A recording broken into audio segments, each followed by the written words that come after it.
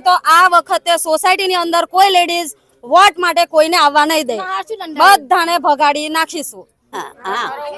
ગટર ઉભરાય છે, અમાર બાયના પાણી બેટા નહીં હુકાતું. બોલો જો હેડો જો કોઈ આવતું નહીં, આવે તોય જતા રે પાછા જોઈ. અમાર તકલીફ પાણી બહુ ભરાય છે, રોડ હમો નહીં. અમે એમ્બ્યુલન્સ બોલાવી હોય તો કેવી રીતે આવે? બોલો હું 2-3 વખત પડી જઈ આગળ. આ જલારામ 1 નંબર છે. અમને તકલીફ બહુ થાય, રોડ તૂટી ગયા છે, છોકરાઓને ટ્યુશન મોકલવાના, સ્કૂલ મોકલવાના. તો અડધી વારે પેલું આવે છે ગાડી ને અડધી વખત તો આવતી બી નહીં. કેવી રીતે મોકલવાના?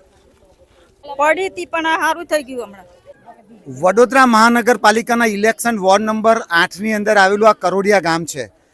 વડોદરા મહાનગરપાલિકાએ 7 ગામોને સમાવિષ્ટ કર્યા, એમાંનું એક કરોડિયા ગામ. જ્યારે કરોડિયા ગામ સમાવિષ્ટ થયું ત્યારે માનનીય સાંસદશ્રીએ તત્કાલીન સાંસદશ્રીએ એવું પણ કીધું હતું કે આ કરોડિયા ગામને અમે સ્માર્ટ ગામ બનાવીશું, રળિયામનું ગામ બનાવીશું.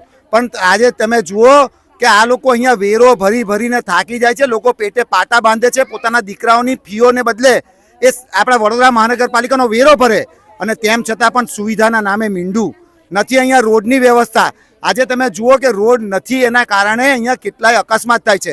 એક બાજુ સરકાર કહે છે કે હેલ્મેટ પહેરો, અરે હેલ્મેટ તો પહેરીશું ભાઈ, પણ આ ખાડાના લીધે ચાલતા લોકો પણ પડી જાય છે. આજે માતા બહેનો અહીંયા પડી અને લોકોને 5-10 હજારનો ખર્ચો આવે છે. એટલે આજે અમે ઢોલ નગારા વેલણ અને વગાડી થારીને ચમચી વગાડીને આજે વિરોધ કર્યો છે અને આ તંત્રને જગાડવાનો પ્રયત્ન કર્યો છે. આ જનતાએ તમને જીતાડ્યા છે, આ જનતા તમારી ખુરશી પણ પાછી ખેંચી લેતા વાર નહીં લાગે સાહેબ.